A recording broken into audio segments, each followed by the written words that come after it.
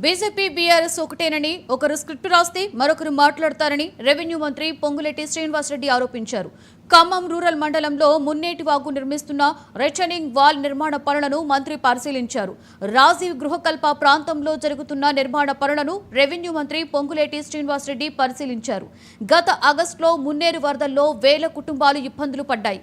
ఇకపై పేదలు వరదలకు నష్టపోకూడదు అన్న ఉద్దేశంతో రిటర్నింగ్ వాల్ నిర్మిస్తున్నామని మంత్రి చెప్పారు. సుమారుగా 680 కోట్లతో రిటర్నింగ్ వాల్ పనులు జరుగుతున్నాయని, ప్రభుత్వం చేపట్టిన అభివృద్ధి కార్యక్రమాలతో నష్టపోయిన పేదలను ఆదుకుంటాము అని ఆయన స్పష్టం చేశారు. ఏవైతే దీంట్లో ల్యాండ్ పోతున్న వాళ్ళకి ల్యాండ్ కాంపన్సేషన్ కింద మళ్ళీ అద్భుతమైన ఒక నగరాన్ని కట్టబోతున్నాం. సుమారు ఒక 450 నుంచి 500 ఎకరాల ప్రభుత్వ భూమి ఉంది.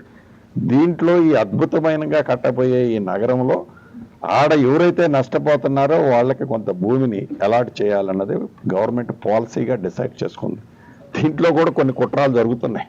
మా గౌరవ కలెక్టర్ గారు, మా అధికారులు చెప్తున్నారు తెరనికుండి అంటే ఈ క్రెడిట్, ఈ పేదోడిని రక్షించే క్రెడిట్ మళ్ళీ కాంగ్రెస్ ప్రభుత్వానికి, ఇందిరమ్మ రాజ్యానికి పోతే వాళ్ళ ఉనికికి ప్రమాదము అని తెరనుకుండి కొన్ని కుట్రాలు ఈ రైతుల్ని ప్రొవోక్ చేయటం, నష్టపోయిన ఏంది నువ్వు చెప్పేది? పేదోడి కష్టం తెలిసిన ప్రభుత్వం ఈ ప్రభుత్వం, పేదోడి కష్టాలని తీర్చడానికి వచ్చిన ప్రభుత్వం ఈ ప్రభుత్వం.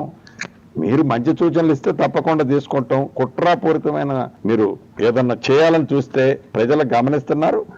ఒకసారి